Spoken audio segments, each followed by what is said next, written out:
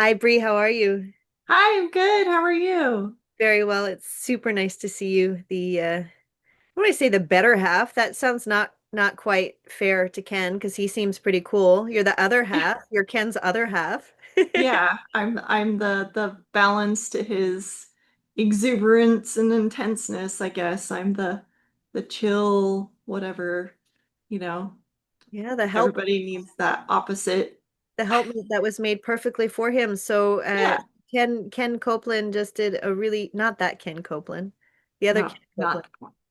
not Just sat with Jesse, and if you were watching this video right now, there's a great chance that you have already watched Ken's amazing interview. He just put out a book that I know is so what everybody needs to read right now. It's just um uh in hearing, I haven't seen the book yet. It's still with Jesse, but in hearing his testimony, it's like just so affirming for so many people and what kind of path we've gone through. So today we get to yeah. hear Bree's side of the story and filling out not side of the story, it's the same story. It's not, I'm sure they're not going to contradict each other too much, but I'm really looking forward to learning about you, Bree, and like your personal life and how you came to where you are now. So what I like to do is to just kind of give people a moment to talk about who they are now and like, where you're living and what you're up to on the day to day. And then we can go back since way before you met Ken and talk about how you wound up here.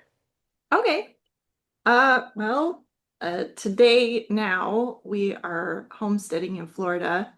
Um, Pretty much Ken gave me maybe too much freedom to get the animals that I've always wanted my whole life to get. But um, but it's fun. It's really fun. And our journey, especially this last year with him writing the book and everything, has been a wild ride, but a really good ride. It's just been it's been so amazing to see how God's led us from one thing to another thing to another thing, and how He's just constantly affirmed that we're going in the right direction and following what He's laid out for us. Um, most of my days are, how do I want to say it? It's like an ADHD type person's dream to have a farm because there's so many random things that need to be done. And yes, there's like the normal farm chores. My boys help feed all the animals in the morning, What so I are don't what are have the to animals? do What were that. the dream animal? I'm not sure that Ken listed off everything that Oh you yeah. here. What do you got?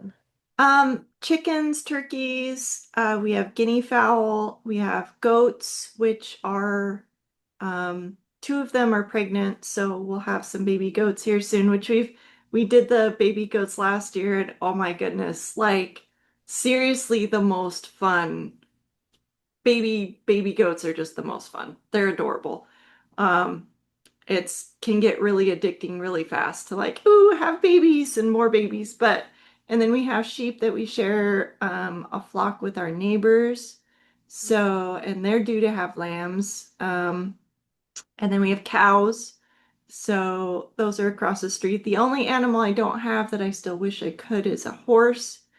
But the reality of having a horse is they have to have a lot of land and their upkeep is so expensive. It's just, more of a luxury item than something useful like the other animals. So, Now, all the other animals that you have, are they all animals that you have for meat? Like you're excited about the yeah. baby being born, but you're detached enough from the cute babies that you actually have. Yeah, the baby goats that we had last year. So, our first flock, which I sold most of them, were Nigerian dwarf. And they're really cute for pets, and I was able to milk them, but the amount of milk that you get from that size goat is like, you're getting like a pint or, so it wasn't as useful as I hoped. They were a good beginner flock, you know. They help you understand, okay, what do goats need? How do they need to eat? How to care for them? Um, but the goats we have now, I'm still in the process of like getting them used to me because we've only had them for a month.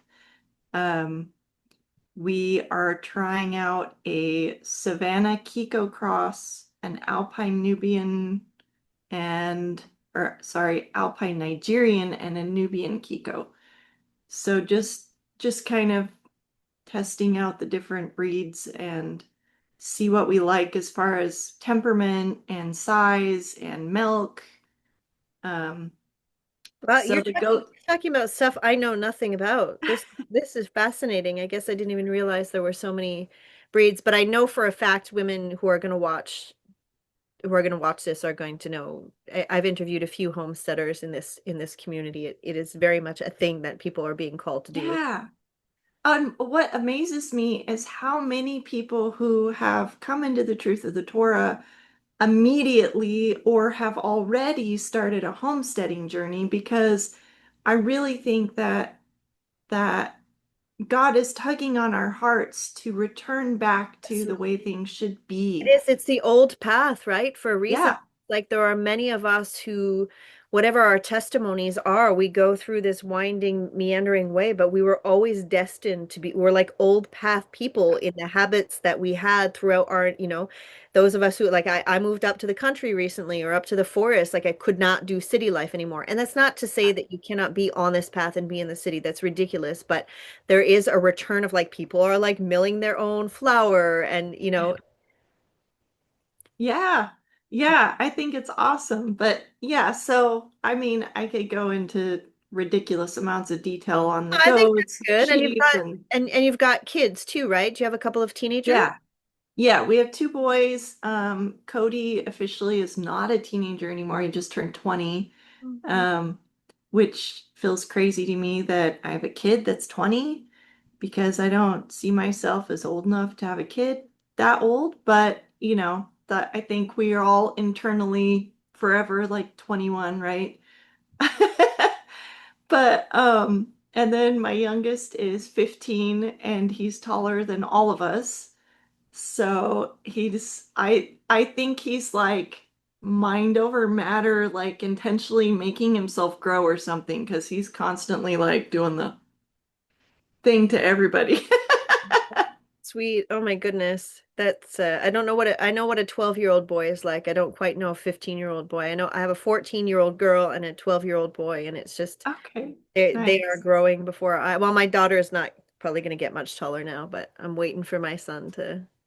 Yeah, So, and how did they, so again, we'll go back to before Torah soon, but how it seems to be the case that they are on board with you guys, and that has been a smooth, like they kind of just got it and jumped on board. Is that yeah, right? Yeah.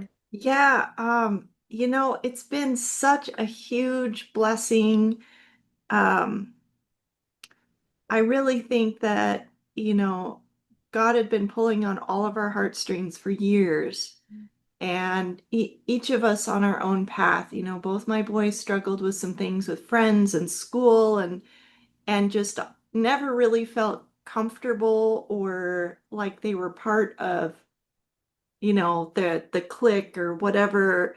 They always felt like they were kind of outside. And um when my husband and I started really studying last summer and just kind of looking into, there's just things that don't add up. There's things that we don't agree with that our pastor is talking about. Like we really want to understand, what really do we believe and what really is true, you know? Um, and our boys are, well, I mean, they're boys, obviously. My husband can like speak to them in like, the logical, like men's blue language and like they get it. So I think it really helped that Ken was walking through and writing this book and then explaining as he was going to our kids. And they're just like, oh, yeah, that makes sense. That's pretty logical, actually. Because for them, it's like, hey, doesn't it make sense that we should obey God just like we as parents want you guys to obey us? And they're like, well, yeah, we have rules for the home and God has rules for our lives. So doesn't it make sense that we should follow that? Yep, that makes sense. It's just like this easy, all together as a family thing. And I know most people don't get that. I know most families can be very divided. Ken's walking through some division with his siblings and his parents, and my mom and my sister and my dad are all in some really different places too. Um, so I think God just blessed us with the unity in our home so that we could have peace here, and have a good solid home life with our kids, so that we could focus out towards others and towards spreading the truth to others and sharing with others.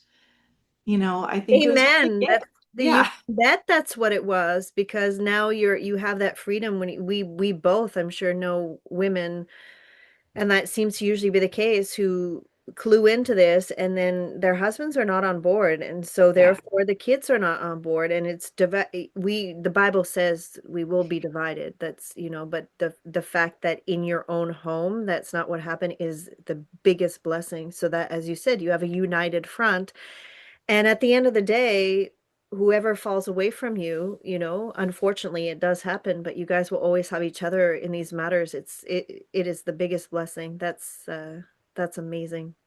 Yeah. Yeah. And man, I just something for me, something really big for me was walking into this. Well, I'll just start with last summer. And I know my husband explained a little bit with our pastor and our previous church, um, As much as just you want, how, Avery, because it doesn't, not yeah, necessarily everybody who saw that will see this. We're anyway, everybody's watching yeah, everything, yeah. but So we started out, well, first of all, we started in Utah and we really felt like um, we were happy there. I mean, my husband was making a lot of money and we had a nice big house and, kind of feeling like we'd finally made it. We had that success and, nice car and could pretty much travel when we wanted to travel. But our relationship with our boys wasn't great. I would say there was a good bit of disconnect there just with some things that were going on in their lives with school and stuff. We had a foster son, and when we decided to move to Florida, we had offered for him to come move with us, and he was like, "Oh no, I'm not going to Florida. I do not want to live in Florida. I'm not leaving Utah." So he's in Utah. Um, But I mean, he was almost 18, and so it was kind of up to him at that point. We gave him the choice. And his family's there, his grandparents, and he's gonna get married, and um, he's doing good. But we we didn't think we were gonna move anywhere. We thought maybe eventually we would get get somewhere with a little more land, but we really thought we were going to stick around the area we were in because we loved our church there. We loved our friends, and Utah's a beautiful state. It really is. It's got a lot of variety as far as like the landscape goes. You can, from where we were living, we could go out of our driveway in our four-wheelers and go up the road behind us and be up, run around by the mountains within just a couple minutes. Um, or I could go across the valley and hike up in the other mountains on the other side of the valley and be clear up, away from anybody. And especially on hot summer days, it was so nice to just get up there and there'd still be snow, so you can really cool off and enjoy the forest and the mountains.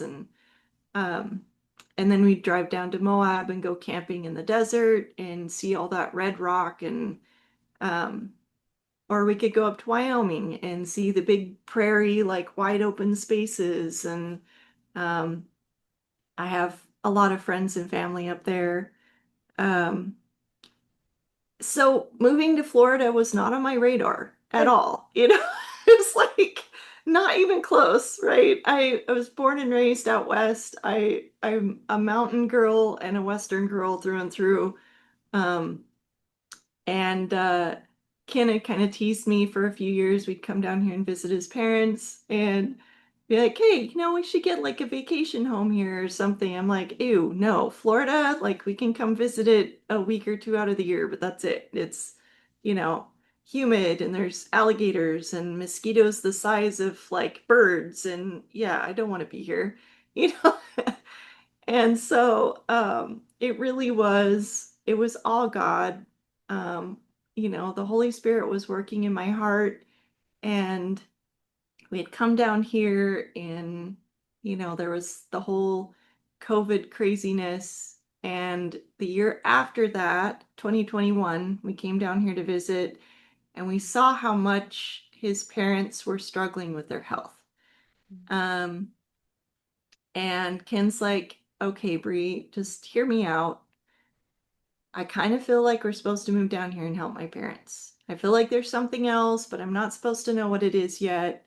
And my mouth opened and I said, okay. And then my brain was like, wait, did I just say that? You know? But I realized like that was the Holy Spirit, just like, no, this is where you're supposed to go. This is what you're going to do. I am going to put the word in your mouth and you're going to say it. And, you know, my brain just had to come along for the ride. Uh, so, then it was a matter of like, okay, we got to figure out how to sell the businesses and the house and move across the country. And that was an adventure. It was hard for the boys because they'd grown up in Utah. Like we'd never moved from the town we were in. They'd been there their whole lives, so it was a big deal for them. Um, but moving to Florida, it was an adventure and something new. And I don't know, like I haven't looked back. I miss my friends. I miss Utah as far as like seeing mountains every once in a while would be nice. But being here, it just felt right, and we lived with Ken's parents for the first year. Um, and we had found a really good church. Well, we thought was a really good church. By the standards of the modern Christian church, it met all of the boxes that we thought we should be meeting. And nothing against the people there. There are some really sweet people there. And God led us to that church again for a very specific reason. We were supposed to go to that church and stay there for the amount of time we were there because we were supposed to go on the trip to Israel. And we were able to bring our pastor from our church in Utah along on that trip to Israel, which that had been like a bucket list thing they thought they would never be able to do. So it was just so cool to be able to experience that with them. And I'm going to circle back to the trip in Israel because it has more weight than we realized. We went there, we saw it, it was great, but then realizing now, looking back, it was just one more breadcrumb God used to lead us to Torah. Um, but living with Ken's parents was, you never really know family until you really live with them, and then you kind of get to know each other really well and you're in each other's space a lot. Um, it was a challenge, but it also helped us understand um, that God led us here with the desire to help his parents, but that wasn't the end goal. That wasn't what he wanted for us here because in the end, um, his parents decided they didn't want to live in that house anymore because it was a huge financial burden. So we started looking for a house, they started looking for another house, um, and we're all better off for it. Which actually now they're moving again. It, I think it's their MO. They just enjoy moving. They enjoy, finding a house and the excitement of getting to repaint a house or redesign a house. It's just something they really love to do.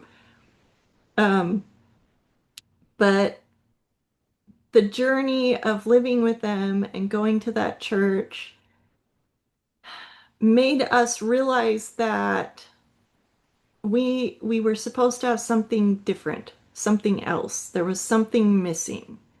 Um, and so when we started looking for a house, we looked at probably, oh, I don't even know, close to 20 homes with property that were all within, and our search parameters were within 20 minutes of our church. We didn't want to be too far. We wanted to make sure we could still go to church. This house that we're in was literally like it would pop up and we'd be like, ugh, not that one. Ugh, not that one. Because the pictures on it were so terrible. Like you'd click on it and you're like, oh, that looks like a dump. Like you have to tear the whole place down. Well, again, it was God like saving this property for us. Um, it had been on the market for like 275 days. It needed a new roof. So nobody could make an offer on it because with the roof situation, you can't get mortgage insurance, which means you can't get a loan. So it'd have to be a cash offer only. And so this guy inherited this house from his mom. He put the money in to update, like all of the cabinets in the kitchen are new, all the cabinets in the bathroom are new, all the countertops are new. He repainted the whole house, new floors. So it was when we finally decided, okay, we'll just go see this one and cross it off our list so we can just like, you know, say that we looked at them all. We come up here and drive down this long magical driveway with these huge grandfather live oaks full of like the Spanish moss. It's like right out of Scarlett O'Hara or, any of those old Southern movies where you just see those big, beautiful trees. And it was raining that day. So, we drive up and here's this cute little house with this huge front porch on it. And we're like, how did this not show up in the pictures? Like, the angle he took the picture made it look like this little dumpy double wide trailer. And here's this cute little house. And we go inside and we're like, well, this is move-in ready. Like, we don't even have to do anything. And then we walk out the back and look at all the property. We're like, there's a pond. We have our own woods. There's already a pasture with a fence. Like, the only thing missing is a shop, which, well, there's space for a shop. So it was kind of like, God just preserved this little piece for us. And we were able to make a really low offer, and we had the cash from the sale of our home in Utah, which it took everything we had plus Ken's equity that he still had in the business. He had to sell that back to the gal we sold it to. Um, but we were able to make a cash offer. So we're free and clear on the house. We own it. But moving in here, the boys picked out paint colors for their room and um, they were pretty happy settling in here, moving from grandma's house where we were all kind of just squished together and in each other's space. And then we find out our neighbor across the street is, well, the first neighbor we met is this older couple. They're very sweet and they're Christians and they love the Lord. They're not ready to be Torah observant yet, but ironically, they have Jewish heritage, which I think is so interesting. But the neighbor next to them is the one that was Torah observant, that when my husband was introduced to him, we did a neighborhood barbecue to just kind of meet the neighbors. Um, he was like, "Hey, why don't we do a Bible study? There seems to be a lot of believers in the neighborhood and we could get together." And that's where it all started. My husband started doing a Bible study with him and he'd come home and he'd be like, he's got some weird ideas about like following the Mosaic law or something, but I'm gonna look into it more and I'll talk to you more about it as I learn, and here I am. Of course, the first thing I do is like, well, have you read Galatians? You know, I pulled that one out, and so I'm going through Galatians, like just trying to refute everything as Ken's learning, and Ken's like, well, you've got a good point. I'll go ask Gabe about it, and I'll pray about it, and I'll study, and he'd come back with, like, no, that's not what that actually means. And I'm like, okay.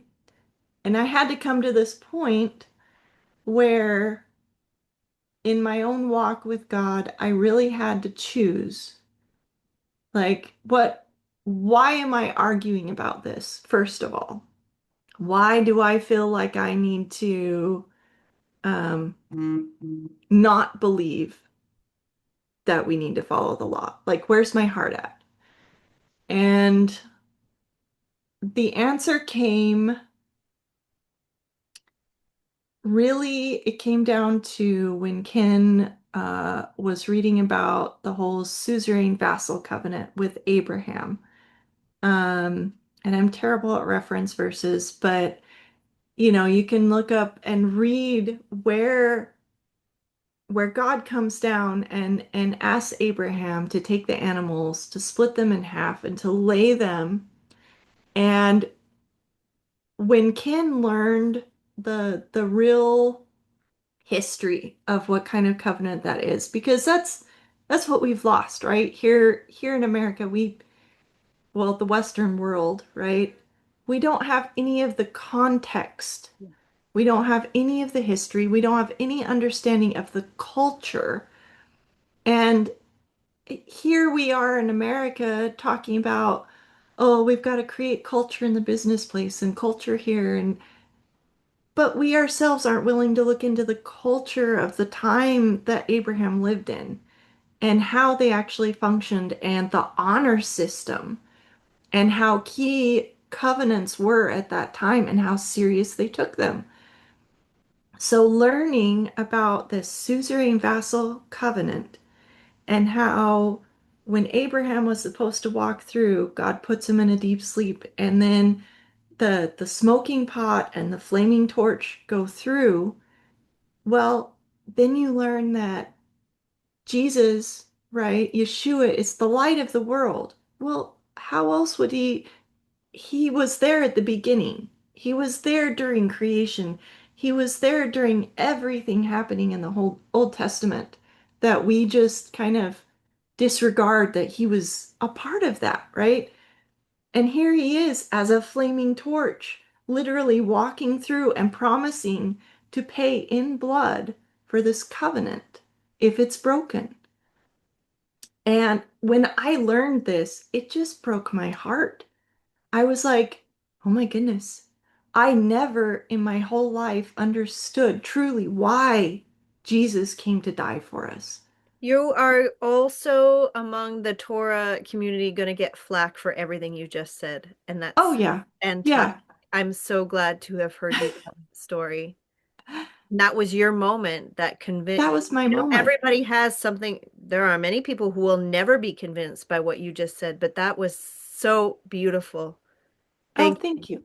Thank Thank you you. so, so much. That was very meaningful and very so much amazing imagery. I'm gonna trip on that for the next few weeks. Thank you. Yeah. Oh, well, thank you. Yeah, once I heard that, it was just a matter of like, okay, I need to truly surrender. You come to that moment where you're like, I haven't really surrendered my life or my heart or my mind. You say the little prayer of, okay, I accept you into my heart and please forgive me of my sin and now I don't have to worry about going to hell anymore. It sounds You mean know? or like, oh, you're judging me, and as well as I do, that's not what I'm going to try to do. But there's Yeah. so much that is so surface level. And then you Yeah. went and you found all of that depth that anybody who has this version of the Greek Jesus, they don't know any of the depth, the biblical holidays, all of the richness that we have, and Right. roots which are Hebraic.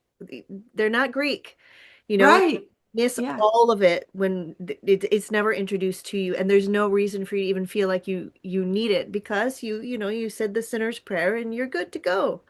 Right. Yeah. Yeah. No, that's so true because and I think it's something that us women especially um we being mothers anyways, it's something that we need to know and understand so we can instill it in our kids. And I just felt so um how do you put it? Like I just been kept away from like this special, unique, amazing amount of information that, like why would you keep this from us? This is so cool. Like honestly, history, I hated studying history in school. I thought it was the most boring stuff. It's just a whole bunch of names and dates. And here, Ken and I are just like soaking up every little bit of like this real biblical history that suddenly has been unlocked for us, right? Like, it's just every day I feel like we're learning something new, and it's like, ooh, that's cool. Let's dive into that, and you just get this appreciation for learning that you never had before. Um, which I think that's what God created us to do, right? He made us curious.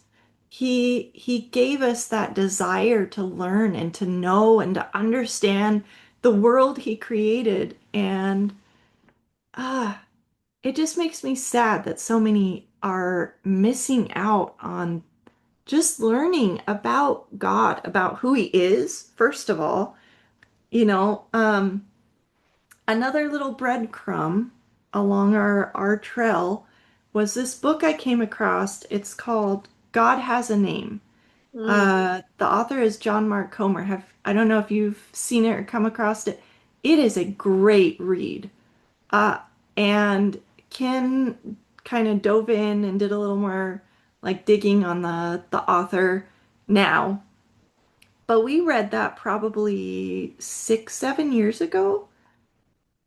And he is John Mark Comer was the pastor of a mega church in, I can't remember if it's Washington State or Oregon, up in that area, Pacific Northwest. Um, and he stepped away from being a mega church pastor because he realized this is not the way church is supposed to be, and started really diving deep. And he wrote this book about who God is. And he starts with the passage in Exodus, I think it's Exodus 34, where Moses is like, I want to see you, you know? And God's like, well, I'll put you in the rock and I'll cover you with my hand and I'll pass by you and I will say my name. So he focuses on that passage because it's the one place in scripture where God describes himself, you know, and he tells Moses his name and he tells him all of the things about his character that he wants us to know. And the first thing he wants us to know is that he's compassionate. He loves us so much. And he is so understanding and full of mercy and grace, And that's right? missing from the context too, right? When you're told Yeah. that Jesus is the God of the New Testament and Yeah. big bad God who was so spiteful, I've had so many moments Yeah. thinking like, you do not know him. If you do not see mercy and grace from day one, you must not have read the same Bible that I just read. Right. Yeah. Yeah. And I mean, we're walking through the Torah portions for this last year with our church and then now again starting the cycle again.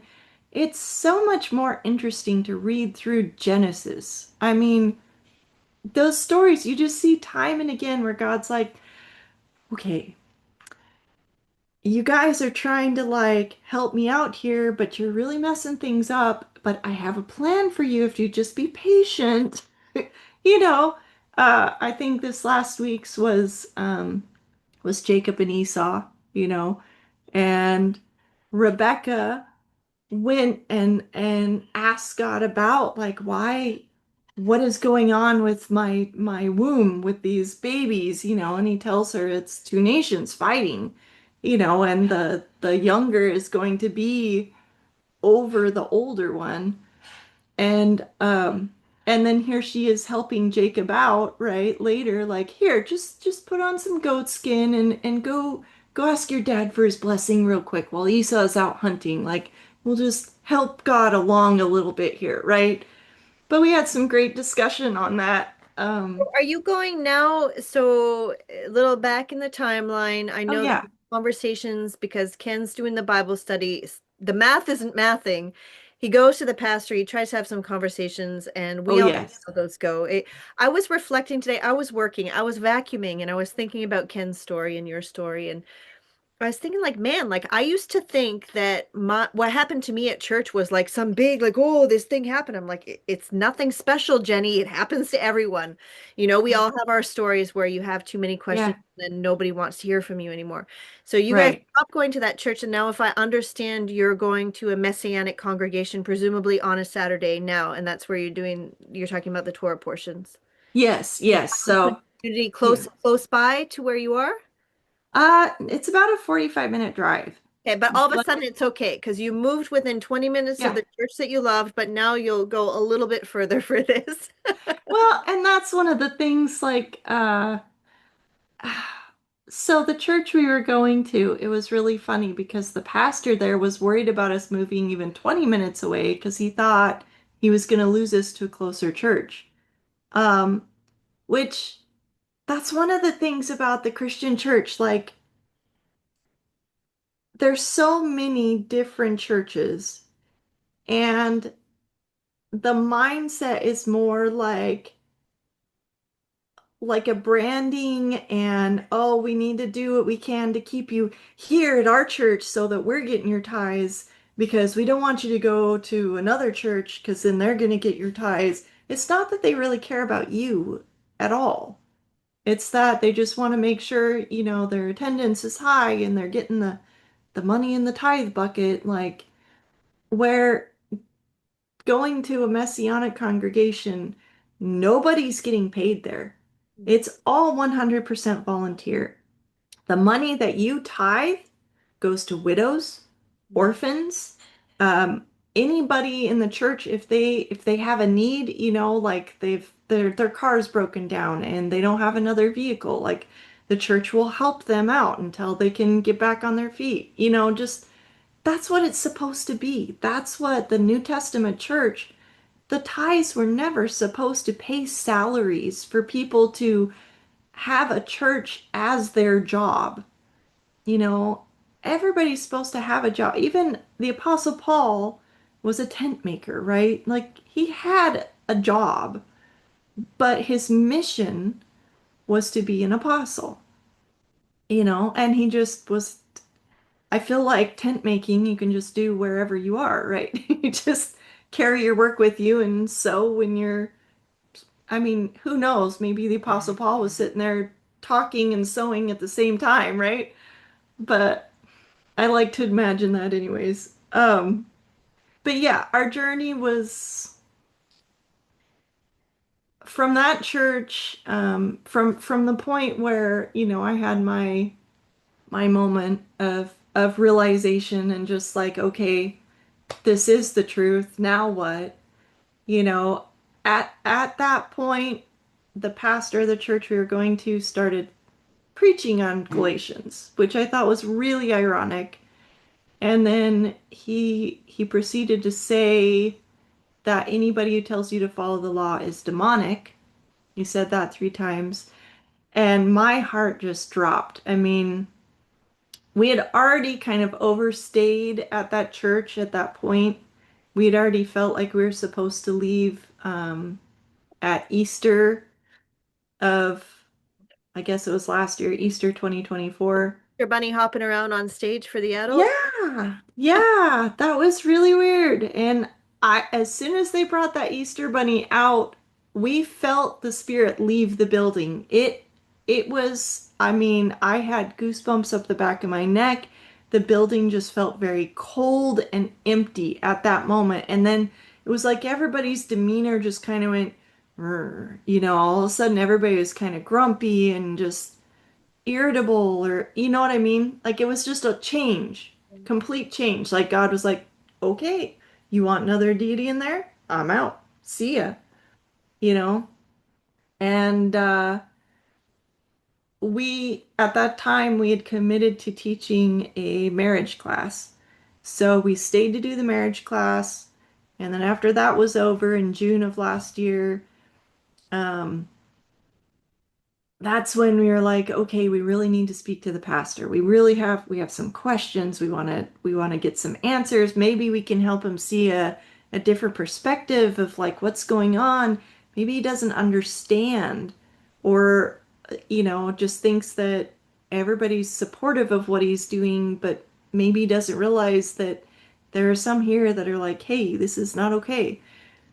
Because honestly, there's a lot of older people in that church, and a lot of them come from Catholic and Lutheran backgrounds and whatever, and they're just happy to be there and socialize. They don't really think about the theology. Like it's just their Sunday social club, and they don't really care what's going on. They get a cool like little um I don't know, TED talk, I guess, from the pastor and their coffee, and get to talk to their friends and then go home for lunch. You know, like so we knew that there probably wasn't anybody else like speaking up or like letting the pastor know, hey, there's some things here that are just like unsettling. We tried to talk to him over the whole summer. We get to August, and that's when Ken started writing that email, and it got longer and longer and longer. And like he was having me help him with it. He wanted like I was proofreading it for like typos and stuff, and I'm like, man, like it's kind of harsh, but it's all true. I don't see anything in there that, and I genuinely thought when he sent that email that the pastor would be like, oh, well, those are some interesting points. Let's sit down and talk about this. Nope. Uh, he got a phone call that was like, so you're calling me a heretic, huh? We're gonna have to have a conversation about this. I'll be in touch. And at that point, I was like, oh, this is this is goodbye. Yeah.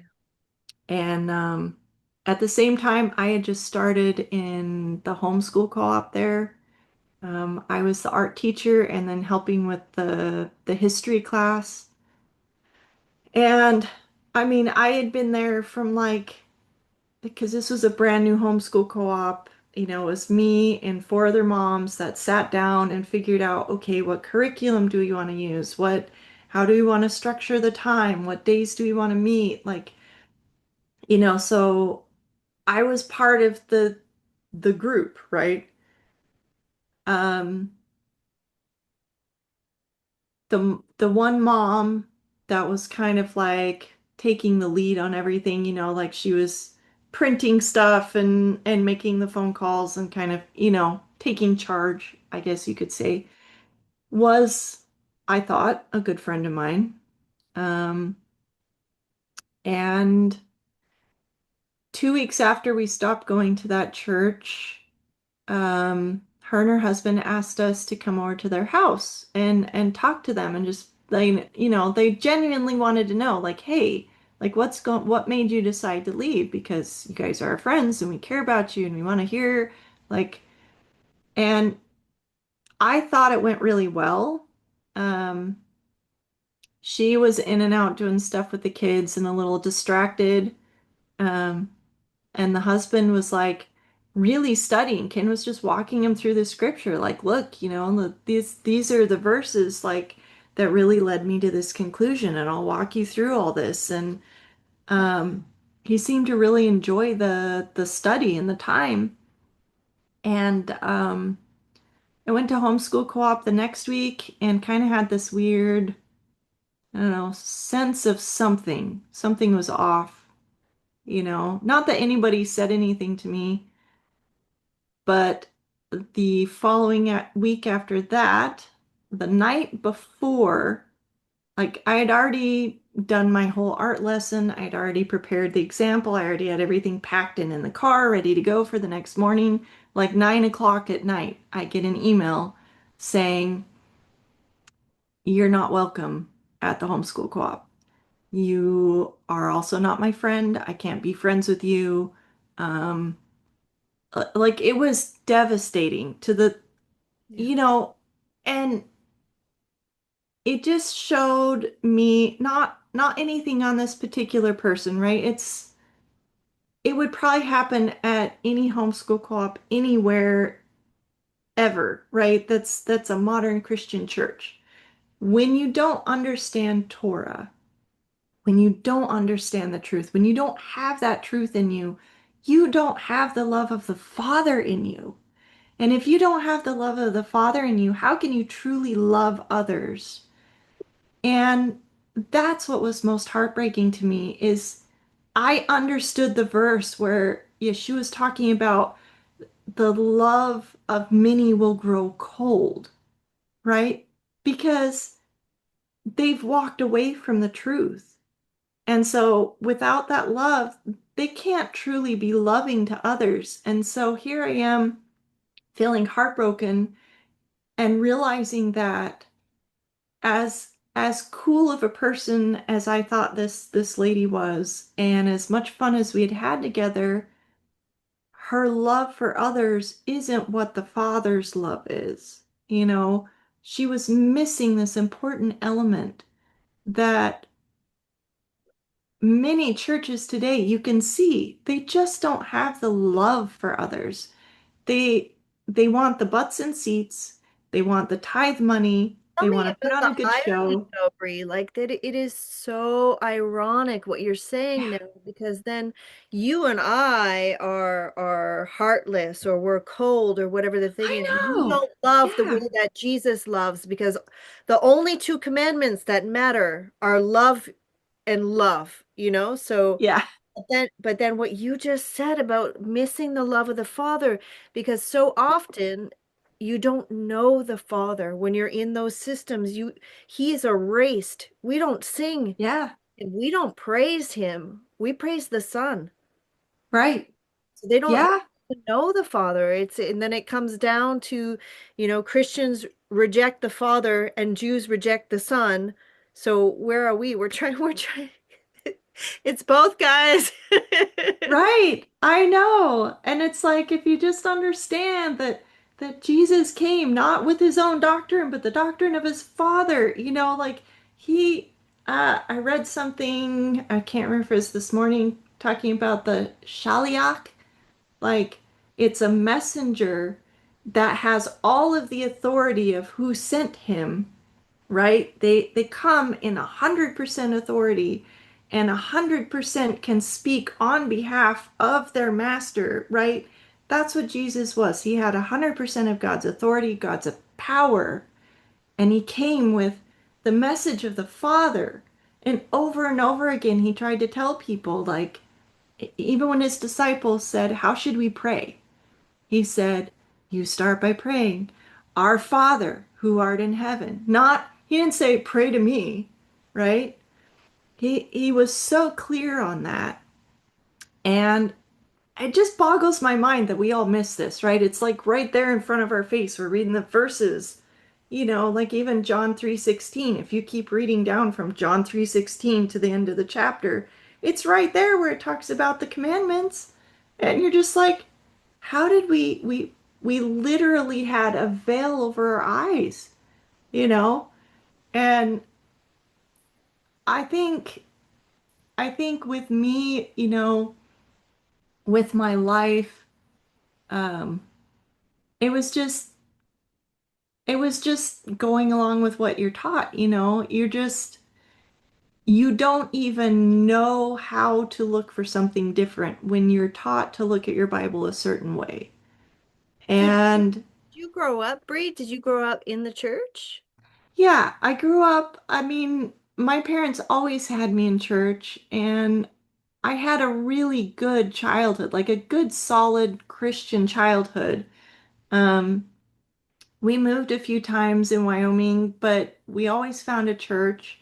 The one time that we didn't have a church nearby, my dad did Sunday school stuff with us at home. Like, he always made sure we had good, solid, like, teaching, but again, it was the typical, like, well, we're going to learn about Noah's Ark and we're going to memorize the books of the Bible and we're going to, learn about Jesus' miracles that he performed.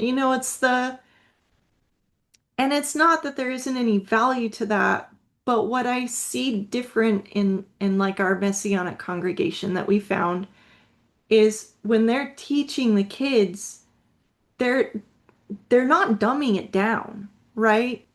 They might shorten it a little, right? And leave out some of the concepts that kids just aren't quite ready to grasp, but they're not dumbing it down. It's still the same story. It's still Jacob and Esau. It's still, okay, what do you kids think about what Jacob did with Esau? Do you think that was right? Like, do you think that this was the way God always planned it to be? Do you think that, like they're still learning and understanding the truth? And they're still learning about how the Father, through all of it, here's whether God ordained it to happen the way it did or not, God still used the whole situation with Jacob and Esau to to further his promise and keep his promise of Abraham's, sons and children becoming as many as the sand on the beach, right? Like it's it's just a different style, I guess, and a different way of teaching. You know, I, it's from what I remember. I don't know if you grew up in church, but from what I remember, Sunday school when I was a kid, you had like the coloring page, you had the songs, you had a really short lesson about, oh, maybe it was about uh an animal or something that God created.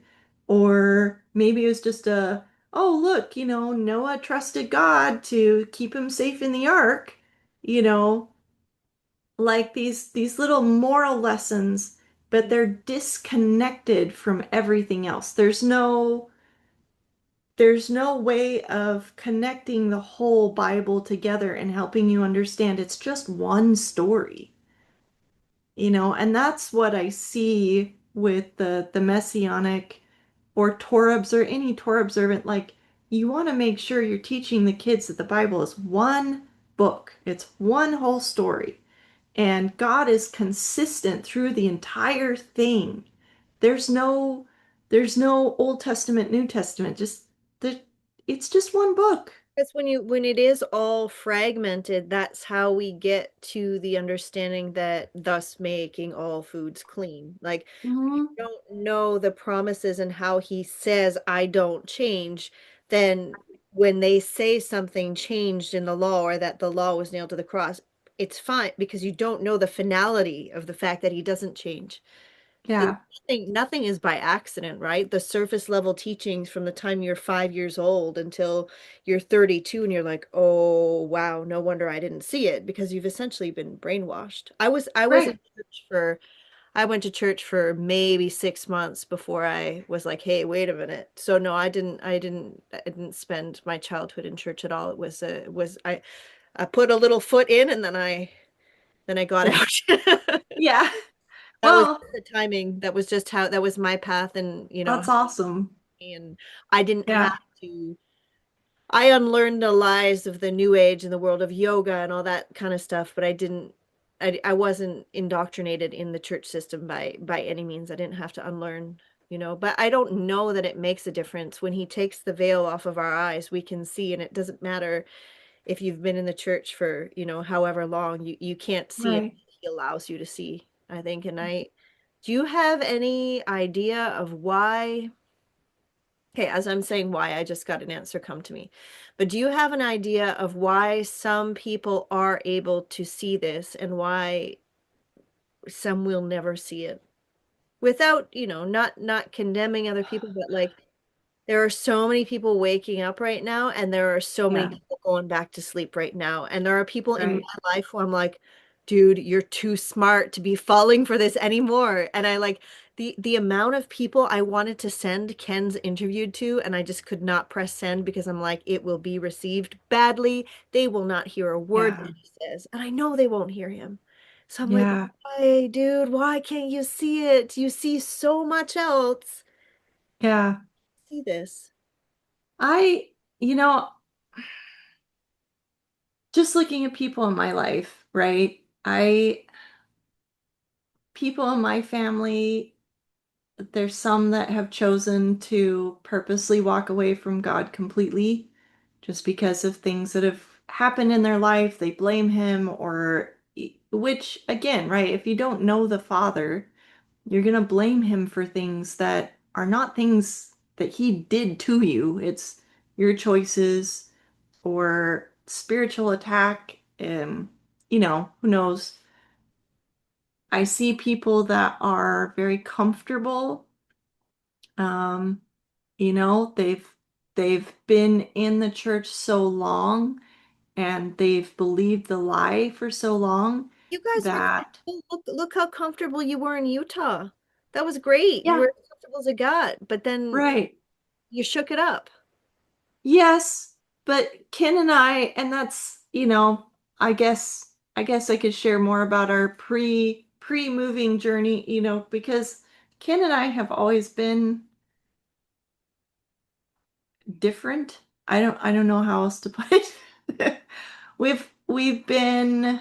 You're a bunch of set apart weirdos. Yeah, exactly. We're weirdos. And I mean, our friends in Utah, we were like the hippie friends. They always joked around like, yeah, you guys are kind of like the hippies. You're little different than everybody else, which, the actual context of what a hippie is, whatever that means, it just meant that we never lived life by any normal standard, right? We were kind of carnies, we had a There concession is. That's stand. We were, that's another huge theme among people who end up on this path is having yeah, always been on the fringe, having always been outsiders, have always been anti-institution or yeah, always. right. Yeah, yeah. And I think honestly, it takes a certain mindset, right? You have to have a willingness, um, you just have to have a willingness to look at things from a different perspective and a willingness to submit your ideas as possibly not the best, right? You have to always look at the world and step back and say, okay, if I was in so and so's shoes, what would I think of this situation? And then if I was in this other person's shoes, what would I think of this situation, right?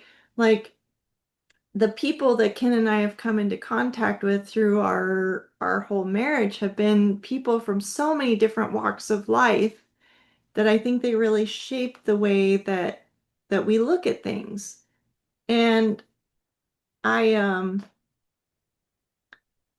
guess even my dad was always a bit of a unique individual, which it's really sad that he's not in this walk. We have sent him Ken's book, but as of right now, my dad's not in church at all. He walked away from the church completely. He walked away from my mom, um, for somebody else. So he's not. I don't even know if he's in the right place to accept anything of God, at this moment, which it's one of my prayers. Maybe someday he will. Um, because he was, when I was growing up, I mean, he was a deacon, he was a Sunday school teacher, he was in the choir, he was in the men's quartet at church, he From what was, I've from what I've seen in doing these testimonies is that it's very hard to get out of the church mindset when you're happy in the church.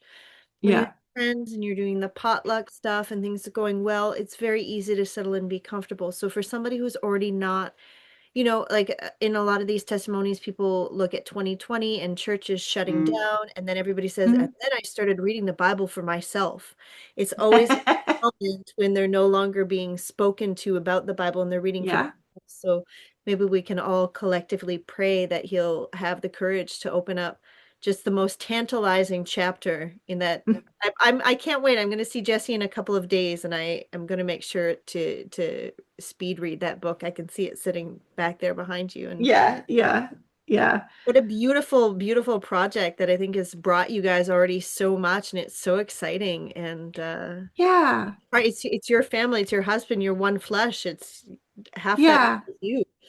Well, yeah, yeah. And I mean, I was helping him proofread through a lot of it and just kind of like, he'd ask me, okay, what do you think of like this passage? Because he's dyslexic, which so some of his writing is a little bit like when Yoda speaks, gets it a little backwards, but um I honestly think that that's just part of how his brain works. I mean, not to brag on my husband or anything, but I do think he's pretty smart. He's a brilliant. Um, He is yeah. absolutely brilliant, and he's so well spoken. And I'm so glad that we have met you guys and getting to know you better and better every day. It's such a pleasure. Yeah. Yeah, Yeah. you're a weird couple. Like you can tell right away, and I mean weird. I'm not one to talk. I mean weird in the best way possible. Yes. I'm Yes. I'm so happy that you shared some of your story today, and Yeah. Yeah. And I mean, goodness, we could like keep going forever and ever, but you know, time is time is you got a always. whole farm probably to go feed and I mean, I sent, before I hopped on here, I sent the one kid, I was like, hey, go do this and that and the other thing, and then go do this and that. And then I have a pot of tallow that I'm slowly getting ready to can that's out on the stove. So that'll be my thing after after I'm done with this. Oh, beautiful, beautiful life. I haven't made it to homesteading yet. We're still seeing, we're waiting until we have further instruction of what's going on with us. But I think I'm so happy that you guys got it together to homestead when you did. And I didn't Yeah. know people homestead in Florida. That's to me, I went to Florida. I was 10 years old and it was Hurricane Andrew was when I went to Florida. Oh, Only experience I have. yeah, that's quite the experience. No, Florida is really interesting because it's got some of the oldest cattle country ever in the whole of America. Um, they have like I don't know, it's about an hour from us.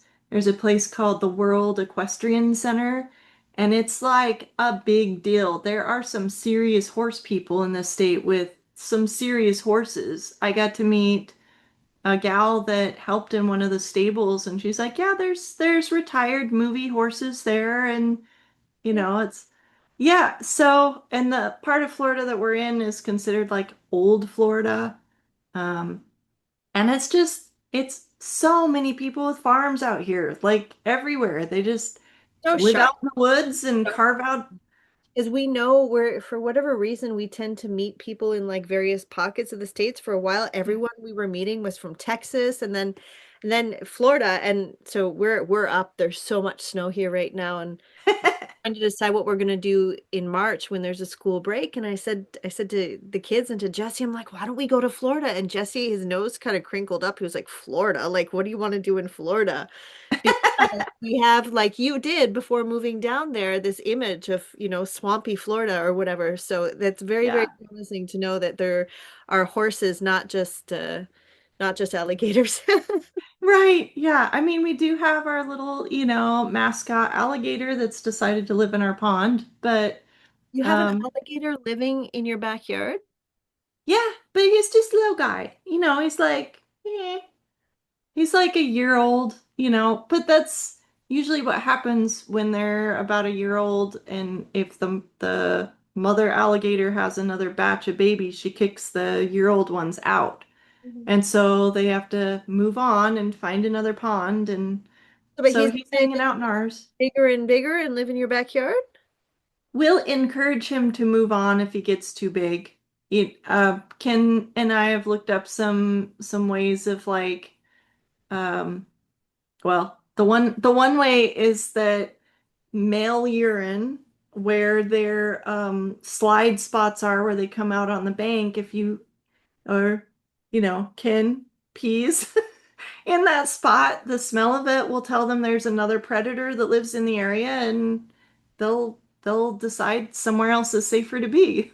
Got a husband and two sons to take care of the problem for you. That's really good. Thankfully, you don't have just a whole troop of girls and lots of alligators. So, Right, right, yeah. wow. Thank you very, very much, Bree. It's been Yeah, I already know we could talk for another 2 hours, so we'll right. I know. It's so true. But yeah, anytime you want to talk again, let me know because I'm full of weird random farm stories and you know weird random bits of information on I don't know. I've been learning about plants and essential oils and how to make stuff from scratch, and yeah. it's good Yeah. stuff. Yeah, no, you've given me a few tidbits of things that I'm gonna have some time to think about over the next weeks, and I will probably get back. Great. Thank you so Awesome. much, Bree. We'll talk to you very You're soon. welcome. Good luck with everything. Enjoy your awesome life in Florida. I will. Thank you. You take care too. Talk to you soon. Bye.